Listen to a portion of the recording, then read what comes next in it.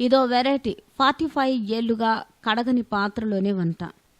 పుర్రకో బుద్ధి జిహ్వకో రుచి అనే సామెత అందరికీ తెలిసిందే. అయితే ఈ సామెతలోని రెండో వాక్యాన్ని మాత్రమే వాడుకలో పెట్టుకున్నారు బ్యాంకాకు చెందిన ఓ రెస్టారెంట్ వారు. ఆ రుచి అందరికీ ఒకేలా ఉండాలని అనుకున్నవారు ఒకే పాత్రలో వంట చేస్తూ ఒకటి కాదు, రెండు కాదు, ఏకంగా 45 ఏళ్లుగా వడ్డిస్తున్నారు. ఇందులో విశేషమేంటి అనుకుంటున్నారా? 45 ఏళ్లుగా వారు వడ్డిస్తున్న పాత్ర 45 సంవత్సరాలుగా కడగకపోవడమే.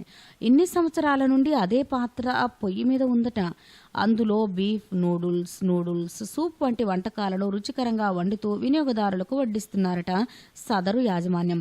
ఆ రెస్టారెంట్లో వడ్డించే సూప్, నూడుల్స్ రుచికరంగా ఉన్నాయంటూ ఆవురావురుమంటూ కుమ్మేస్తున్నారట తినడానికి వచ్చిన వారు.